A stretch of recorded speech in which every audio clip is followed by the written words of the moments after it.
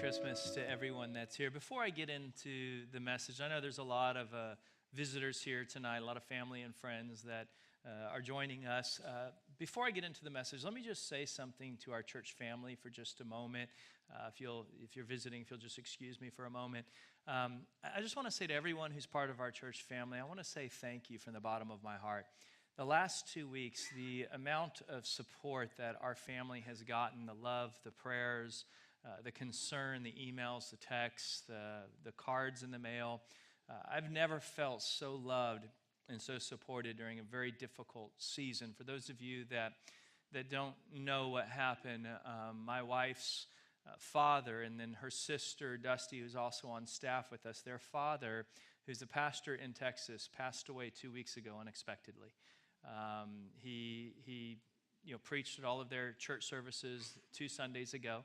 And then went home that night, went to sleep, and then he woke up with Jesus. And it was just a very unexpected thing that had happened. He had been fighting cancer, but he really had kind of beaten it and recovered and was done with all of his treatment. He was regaining his strength and regaining his weight and regaining his energy, and then just unexpectedly went home to be with Jesus. And so it's been as you can expect, just kind of an emotional roller coaster season for my wife and her sister and the family.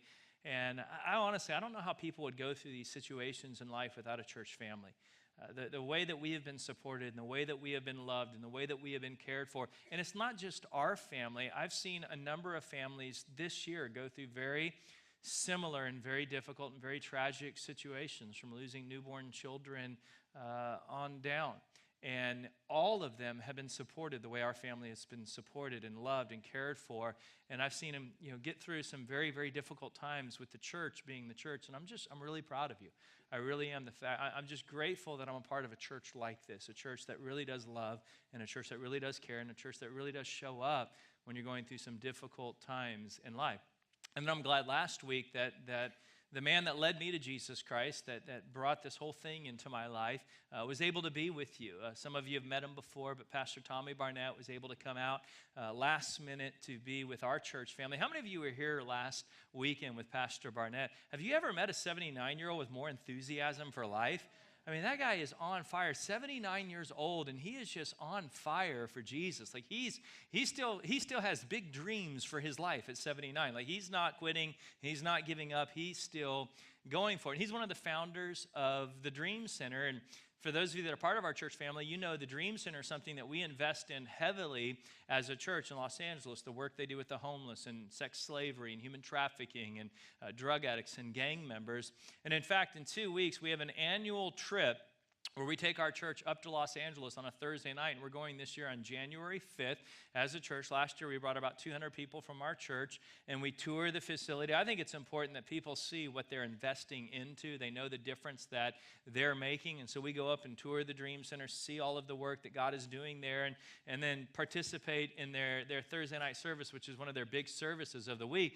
So I would encourage you, if you haven't made plans to join us and you're available on the 5th, Thursday night, join us. There's more information on our website. You can either meet us up in Los Angeles or join us and we'll all go together. It's just going to be a really great night of being a part of the Dream Center. Well, last Friday was my father-in-law's memorial service. It was the funeral that we had for him. And to be very honest, it was one of the most powerful services that I've ever been a part of. We had about 30 to 40 minutes of worship, and it was one of the most moving times of worship experiences that I've ever been in a church, a conference, or anywhere. And then everybody that spoke, like you could not speak about him without mentioning Jesus. And at the end of the funeral, there was an invitation for people to give their life to Jesus Christ, very much like we'll do at the end of the service tonight. And there were 30, 40 people who came down and gave their life to Jesus. And the entire memorial service was just centered around Jesus. And if you know my father-in-law, then you would know that's exactly what he would have wanted, because he would have been the first to say, don't make this about me. I don't want you talking about me. Make it about Jesus. So the one event that should have been centered all about him actually was centered on Jesus, and it was exactly what he would have wanted it to be. It fulfilled his wishes to make it all about Jesus. And whether he lived, he pointed people to Jesus, and even in his death, he was pointing people to Jesus. And the funeral service made me think about this nativity scene that so many of us have. We have these nativity sets that we set up in our home or on a coffee table or in our kitchen, or some people put them up in their front yards, and we have this beautiful kind of nativity scene. And if you look at the scene, everybody in the picture, all of their eyes and their attention and their focus is on one thing. It's Jesus. Everyone is centered around Jesus, and that's what makes this scene so beautiful.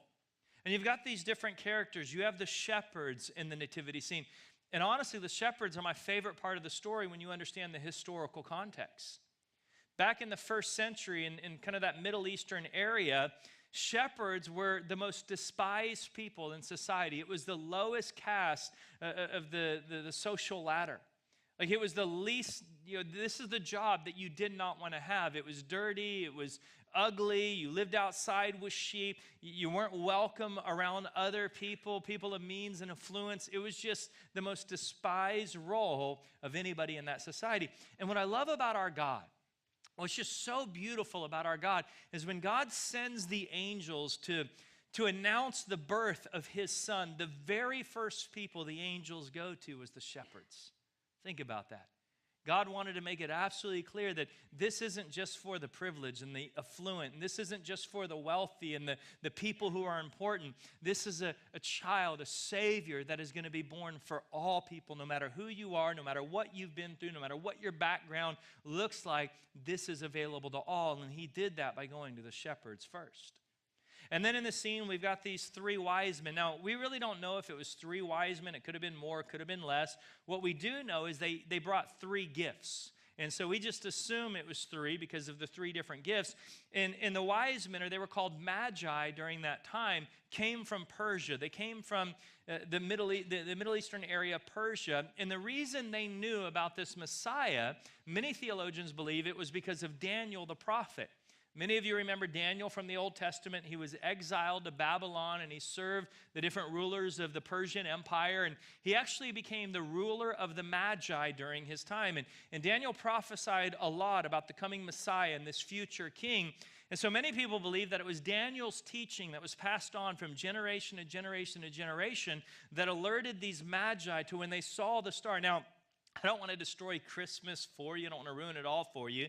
But I do need to say they didn't show up when Jesus was born. They actually showed up when he was about 2 years old. So the Magi didn't even find him till he was at least 2 years old. Now, what we don't want to do is we don't want to let history get in the way of a good picture. So we're going to celebrate it the way we buy it. But just know it's not historically accurate. Nonetheless, we got this beautiful picture here, and everyone's focus is on Jesus. He's the center of this scene. He's the center, and he's what makes it beautiful. If he's not at the center, every one of us would say it doesn't look right. There's something missing because he's at the center. Now, the first nativity set we know of was created by St. Francis of Assisi in 1223. And the reason he created a nativity set is because back in the 1200s, 800 years ago, what people began to do is they forgot about Christ during Christmas, and the whole Christmas season became about secular materialism and gift giving. Think about that. Back in the 1200s, people lost the focus of Jesus, and it was all about secular materialism and giving gifts to each other. Kind of sounds like we haven't learned much in 800 years, does it?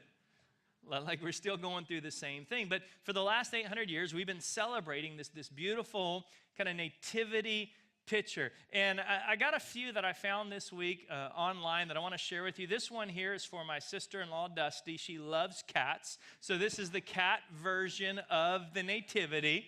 My personal favorite is children. Children really have creative nativity scenes. You got Wonder Woman and Han Solo. Chewbacca made it. And let me show you another one from kids. Here's one where Batman is the angel, and you've got the Star Trek characters there. And then how many of you remember Bill and Ted? Raise your hand if you remember Bill and Ted. Half of you are way too young to know who Bill and Ted was. That's our generation. Bill and Ted's Excellent Adventure. They made it all the way back into the nativity story. Here's a living nativity. There's some people, they like to, they dress up and they sit out in their front yard and people drive by and they create these living nativity scenes. Here's one of my personal favorites. It's the hipster millennial nativity scene. Right there, you've got the wise men, they've got their Segways, their Amazon Prime, you got his hipster mustache and his little, suspenders going on. You got your gluten-free sheep and your organic cow. Mary and Joseph doing selfies with baby Jesus. That's what it will look like in our generation. For all of our Star Wars fans, we also have a Star Wars nativity scene. There's Han and Leia with little baby R2. And then for those of you that are more kind of onto the dark side, we have a dark side version of it, the Stormtrooper Nativity. For the last 800 years, we've been celebrating these variations of this beautiful picture that describes Christ. And even when I grew up 30 years, or when I grew up, what was it? Yeah, it was about 30 years ago when I was a child now. We would have the nativity set in the city square, in the town center, and city hall, and different government buildings. But, due to the culture war we've been fighting for the last number of years, it's just not really around anymore. But what this is designed to do is really remind us for what Christmas is all about. And here's the truth. I really don't care whether or not you set this up in your home. It doesn't bother me at all whether or not this is on coffee tables anymore, or at City Hall, or in the center of town. The real question that I have is, how is this story, how is this scene, how is this beautiful picture set up inside of your heart? That's what really matters. Because this nativity scene really is a picture of our life. It's a picture of my life. It's a picture of your life. Here's all of us, our life revolves around something. There is something in your life that gets the majority of your time, the majority of your energy, the majority of your focus. Your life revolves around something. And in this nativity scene, everything is focused on one central point, and it's Jesus, the Son of God, the whole reason we celebrate Christmas. And the truth is, we all know how this should be set up. And when it's set up right, we agree that this is beautiful. It's such a beautiful picture, but unfortunately, for many of us, our life is not set up this way. You're here tonight, so I'll agree with you. Jesus is in your picture. Like he's in your story. The problem is he's not at the center. There are many people who Jesus is kind of off to the side. He's kind of like 1 hour a week on Sunday. Or Jesus is kind of there, twice a year, Christmas and Easter. But the truth is, he's not the center of your life. He's not the central figure of the way you've arranged your life. And anytime our life isn't working right, anytime our life feels like it's falling apart and it's going a direction we really didn't anticipate or don't want, could it be that it's not set up right? Because anyone, even people who don't follow Jesus, would look at this picture and say, something's wrong. This doesn't look right. This is not the way it should be. And that's such a reflection of our life. When Jesus isn't at the center, it just doesn't look right. It doesn't feel right. It doesn't work right. And so for many of us, we have the wrong thing at the center. There are many people, and this is kind of the area that I struggle with from time to time. We kind of take these guys right here, the shepherds, and we put them at the center of our story. And who do the shepherds represent? They're the hardest working people in this scene. So they represent our work. They represent our career. They represent our job. We give the best hours of our life to the Monday to Friday, to the 9 to 5. It gets the best of us, and then we give our family what's left. And here's the problem. When you go through a tragedy in life, when you go through a crisis in life, we have this tendency to throw ourselves into what we're most familiar with. That's why people, when they go through tragedy, will throw themselves into their career. They'll throw themselves into their work. The only problem is your work was never designed to support you during those seasons of life. So for some, it's the shepherds. Then there's other people. It's not necessarily the shepherds, but what's at the center of their life is they have these three, the wise men. And think about it. If we didn't know the story of Jesus, we would all assume these guys would be the center of the picture. I mean, look at them. They're the most beautiful. They're the most regal. They're the most royal. You would think that they should be the center of this story. And what do they represent? They represent fame. They represent wealth, power, money. And you may not be trying to be famous in the world, but are you trying to be the most popular person at work? Is that what you're after? Is it the money?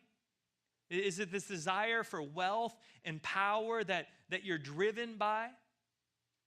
And I know there's nobody here, or probably very few people, if any, here that would say money is the most important thing in my life. Like no one would say this is how my life is set up. Yet, if we look at the way your life is arranged, the picture tells a different story. So it's not the wise men. But then there's others who would say, it's none of that. It's these two. These two need to be at the center. It's family.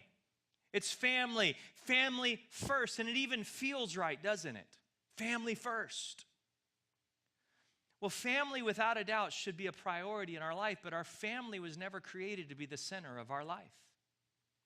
And what's happening now is we have people putting an expectation on another person they were never created to fulfill or deliver.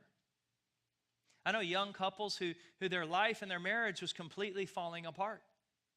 They found Jesus. He began to pull everything back together. He began to be the glue that held their life together. They get on fire for him. They serve him. They live for him. And then all of a sudden, you add a baby into the equation. And now this young couple that were so committed to Christ with this baby now in the picture, their whole life begins to revolve around this child or even children.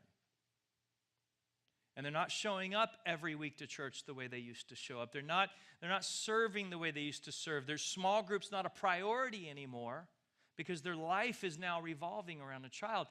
And I've done this long enough to see this pattern happen over and over and over. And now you have this couple getting divorced because of love for a child. The thing they were trying to do to love and care for this child is now the thing that has created the most heartbreak and heartache in this child's life. I was at a round table last year with a group of pastors, and they were asking us questions. We were training them, and one of the questions they asked me, they didn't frame it right, so it gave me a chance to kind of mess with them a little bit because they didn't kind of ask it perfectly. And I knew what they were meaning to say, but it really gave me a chance to kind of show a point. And the question was this: does your wife, Amanda, make you happy? Now, I knew what they were asking. They wanted to know, how my marriage was. But because of the way they worded it, it gave me this opportunity. And I looked at this group of pastors and I said, no, she doesn't make me happy. And they were all shocked, thinking, that's not what we expected a pastor to say. Here's the truth. My hope for happiness isn't put into my wife. I was happy before I married her. Like I don't put that pressure or that expectation on her. She was never created to be the source of my happiness. My happiness is in my relationship with God, and that helps me have a happy marriage. And we are very happily married, in case you're wondering. We're happily married, but I don't put the hope for happiness in her. And some of you have strained relationships right now because you're expecting that person to be able to do something for you they were never designed or created to do. And it doesn't work. And then there's others that are here today, and at the center of it all, it may sound funny, is you've got these guys, the animals, and they're kind of at the center of your picture, and you're like, no, we would never do that. No, I've seen your Instagram. Yes, you do. Like, we love our pets. And I saw on Instagram the other day where it was people dressing up their pets in Christmas costumes. Can I say don't do that? I mean, that's just they're so miserable. Look at their faces. But we live in this world where we tend to elevate our pets above our children. Like, think about this. I read this the other day. We actually have a law in America, that says it is illegal to ship a pregnant lobster because you may damage the unborn lobster baby. Think about that. And the same people who fought to get that law passed, if I told you what they thought about human babies, you would be shocked. Now, this isn't just our pets. What to me this really represents is our passions, our hobbies. This could be surfing for you. This could be golfing. This could be your vacation. It could be your vacation home. This could be your boat. It could be baseball. There's so many different things that these could represent in your life. And here's the thing. God doesn't mind you enjoying that stuff. God actually wants you to enjoy it. The Bible says he created all of it for your enjoyment. The problem is when we make those things the center of our life.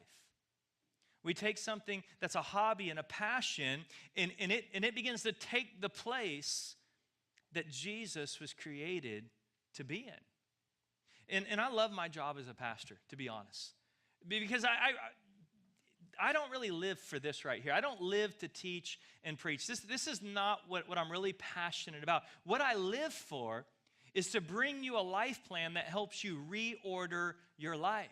To say it's okay to have passions and hobbies. There's nothing wrong with it. God wants you to enjoy these, but we just got to put them in the right place. And there's nothing wrong with having a career and having a job. It just needs to be kept here. And money, money is not a bad thing. There's nothing wrong with having money as long as it doesn't have you. What we have to do is we've got to reorder our life where Jesus is at the center.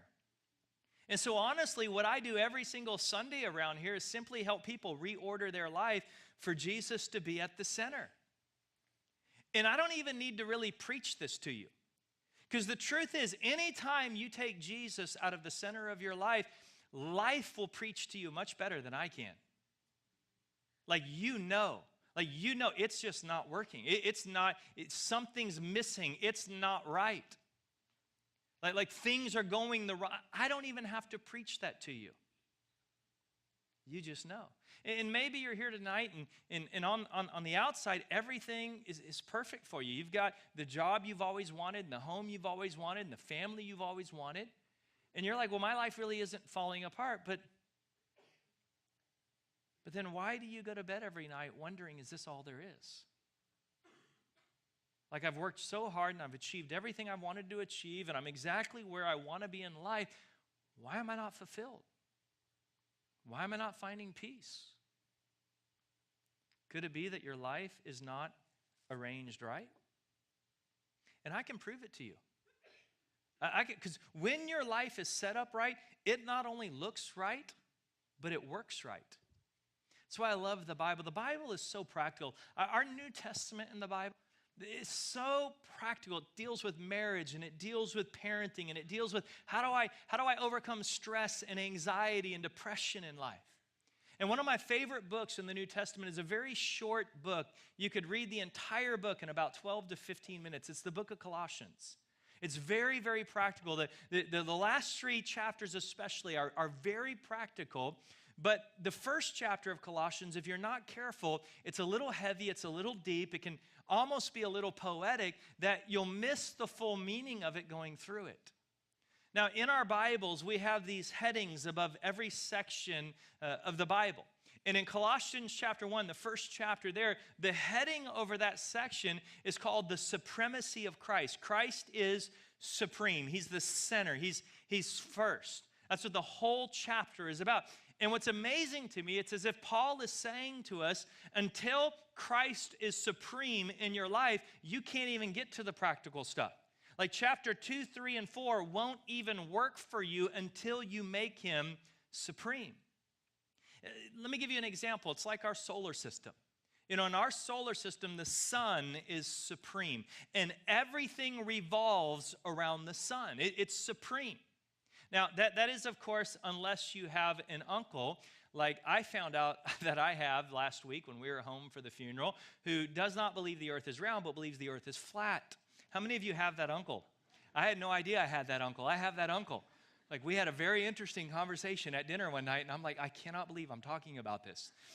So if you believe that, then this illustration doesn't work at all. But if you're like me and most of America who still believes the earth is round, we revolve around the sun. The sun is supreme.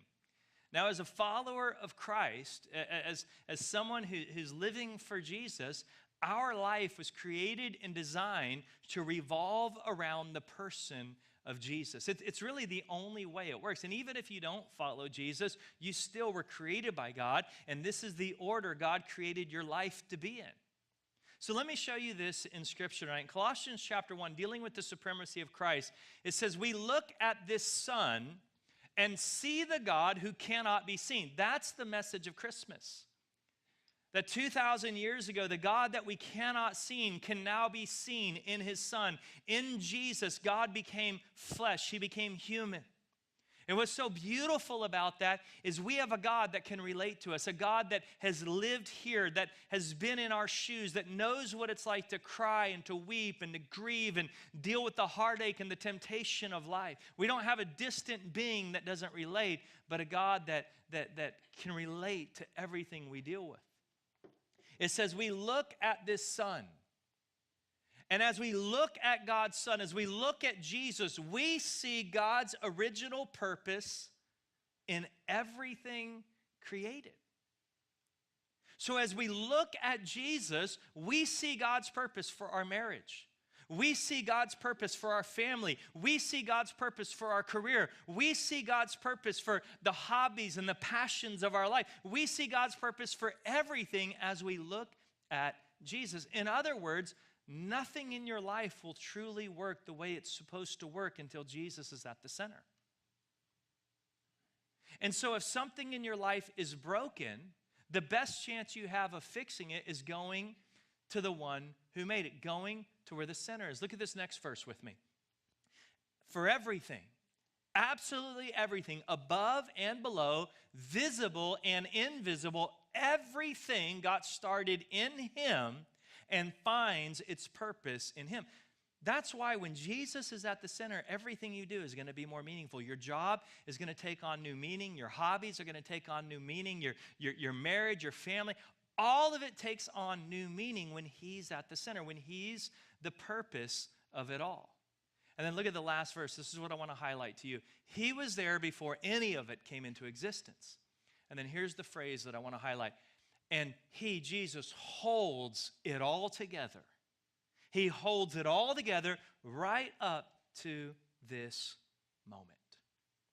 He's the only one that can hold it all together. And so what I want to do tonight is I want to dedicate this message to everybody that is here, who you're all dressed up and you've got the red on, you've got the smiles, and you're looking good. And yet your life isn't being held together right now. It's actually falling apart. Like it doesn't look right. It's not working right. It doesn't feel right. And it may not be falling apart on the outside because you've got everything you've ever set out to achieve, but on the inside it's falling apart. And you can't figure out why. You can't figure out why you're not happy. Could it be that the scene of your life isn't set up right? It's not in order. There's a place that only Jesus can hold in your life, and you've allowed other things to kind of migrate into that position. And it's time to make a change. And so look, if you're like me, and you're here tonight, and you're at the point where I've kind of got you convinced, and you're saying to yourself, okay, look, if I want to do what you're talking about, how do I do it? What is my next step? And that's why I love steps as a pastor. I love practical Christianity. I hate when people motivate me and then don't give me a next step. They don't tell me what to do next. So what I like to do is I want to give you some steps. If you're looking at your life right now and it just doesn't it's just not, something's missing. It's not arranged right. It's not working right. It's not going in the right direction. Let me give you 3 practical next steps before we close. Here's number 1. What I'd like you to do tonight is I'd like you to invite Jesus to take his rightful place in your life. Invite Jesus to be the center. And here's the thing, you have to invite him. He's not going to force himself into your life. He's not going to overthrow. The Bible says all he'll do is knock at the door of your heart, and that's as far as he's going to go. You have to invite him in. You have to welcome him into your life and give him his rightful place. And for some of you, he's been knocking at the door for a long, long time. Isn't it time? Isn't it time you let him take the place he was created to take in your life? And this whole Christmas season means so much to me because it was during the Christmas season 22 years ago that I made this very decision. My life was falling apart. My life was as bad as it could possibly be. I'm sleeping on my car during Christmas. I'm addicted to everything you can imagine. My life, another story for another day, but my life was falling apart. And I got to this point where I invited Jesus to take the rightful place. And he began to put everything back together, and he began to hold it all together. And let me be very clear. My life isn't perfect. It hasn't been perfect the last 22 years. It hasn't been easy. But over the last 20, he's held it all together. I'll be very honest with you. My wife and I have gone through things in the last 20 years that would have destroyed most marriages. Many marriages could not have survived some of the stuff we've been through. The only reason we survived is because Jesus held it together. He's the only one that can hold it all together. We just made decisions that he's going to be at the center part of our life. Doesn't mean we were perfect, doesn't mean we always made the right decisions, but he held it all together. People have asked me the last 2 weeks, how is Amanda doing with her father, and how's Dusty doing with her father? And the truth is they're handling it like Christians. They're grieving, they're hurting, they're on this emotional roller coaster right now, but each of them have made a decision to live their life with Jesus at the center. And I'm watching right before my eyes two people who should be falling apart, and Jesus is holding them together. He's the only one that can hold it all together. Here's the second thing I want to encourage you to do. Involve him in every area of your life. Let me be very honest with you. He doesn't want to just be your Sunday God. He wants to be your Monday God, and he wants to be your Thursday morning God, and he wants to be your Wednesday afternoon God. He wants to be involved in every area of your life. It's not enough to have him in the story. He's got to be involved with every detail. That's why in 2 weeks, January 7th, we're going to begin the year in our church with a financial freedom conference, because that's an area where people all throughout North County, their lives are falling apart financially. They're in so much debt, they don't know what to do. It's killing their marriage. It's killing relationships with their children. People are under so much financial stress. Why? Because they haven't involved him at the center of it all. And so we're going to begin the year and teach people how to involve Jesus in the center of their financial mess and watch him put things back together. We've seen so many people in our church get out of debt and find financial freedom by just following some very simple, practical principles in God's Word. And then the last thing I'm going to encourage you to do, and this is what I'm really believing for in 2017. I'm believing 2017 is going to be a year where Jesus is going to be at the center of it all. And so here's number 3. I encourage you to ignite a fresh passion to know him more. Why don't you go all in this year? Why don't you stop playing around with religion and stop playing around with Christianity and stop putting your toe in the water and just getting a little wet? But why don't you go? And here's the thing. It's only designed to work all in. If you give 99% of your life to God, it's not going to work for you. Christianity was only designed to work at 100%. It's when we go after him with all of our heart. And I love how the entire year ends with Christmas. The whole year ends with this story about a person that came to earth to redeem us and to forgive us and to give us a brand new start. And then a week later, God gives us a fresh beginning with the new year. The whole year ends with the story of Jesus, and then we get this brand new beginning a week later. We get this chance for a fresh start. We make these New Year's resolutions. I'm going to do it different this year. Can I tell you, 2017 can be the greatest year of your life if it's the greatest year of your life spiritually. Because the truth is, when you put your life in spiritual order, everything else is going to flow better. Everything else is going to look better. Everything else is going to work better. And I love how the year ends on a Saturday and the new year begins on a Sunday, because we have a Saturday night service. We have a lot of people in our church who they're so excited that the very last thing they're going to do in 2016 is worship Jesus. Like that's it. They're just excited for Saturday night because they're going to end the year worshiping Jesus. And then we got a whole bunch of other people excited that the very first thing they get to do for the entire 2017 is come to church and worship Jesus. And then we got other people in our church who they want to do both. They're going to be here Saturday night and Sunday. They want to end the year with Jesus and begin the year with Jesus, and that's fine too.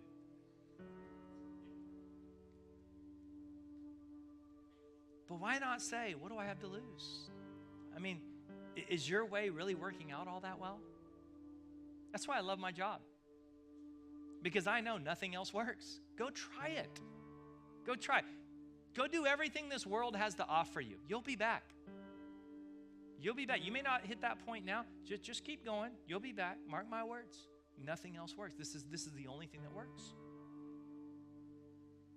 It's the only thing that really works. And so what we're going to do in a couple weeks, we do it every single year in our church, is we issue what we call the 1-year challenge. We challenge people that attend our church. Give us 1 year of your life. Give us 12 months. Give us 1 year and go all in. Do it all. Run the game plan as we prescribe. Like, do it all. Go through the growth track. Find out your God-given purpose. Find your place on the dream team. Be involved in small groups. Do the 21 days of prayer with us. Go through a life small group. And the catch is you've got to do it all. And if you do it all, if you take the 1-year challenge, and in 12 months you come to me and your life isn't radically better, then I'll leave the church with you. And we'll go find another church because obviously we don't know what we're doing. I'm serious. But here's the truth. I've never had one person come to me and say, you know what, I did it all. I went all in. I gave it all to Jesus. I went all in. I went for it. And you know what? My life is just worse. No, it's actually the opposite. Like, I'll have people come to me 3 months into the year with tears in their eyes saying, I don't know how God put it back together. I was going through things that I didn't see any way God could get me out of this situation. It didn't take a year. It took 3 months. And my life has changed. I mean, just the last few weeks around here, I've had a number of people come to me with tears in their eyes saying, thank you. This 1-year challenge changed my life. My life is so radically different today than I ever thought it could be. And that's the power of when you invite Jesus to be the center of it all. When you involve him in every area of your life. And you just ignite that passion to know him more. Would you close your eyes for just a moment? If you're here, I want to take you back to step number 1, which is invite Jesus to his rightful place in your life. If you're here tonight and you would say, you know what? The truth is he's not at the center. He may be in my picture, but he's not the central point of my picture. I've allowed other things to take the spot that really only he can occupy. And tonight, I want to invite him to take the place in my life that is rightfully his. And it's his. It's his, but he's not going to take it unless you invite him. And so what I'd like to do is I'd like to lead you in a very simple prayer. You don't have to say it out loud. But if that's you, you'd say, you know what, I need to invite Jesus to be the center of it all. Just in your heart right now, as our eyes are closed, just pray this with me. Say, Jesus, tonight, I invite you to be the center of my life. I know that means things are going to change. But I give you permission to rearrange my life to reflect you're at the center. Thank you, Jesus, for giving your life for me, for coming to earth 2,000 years ago on Christmas to give me hope. In Jesus' name, amen.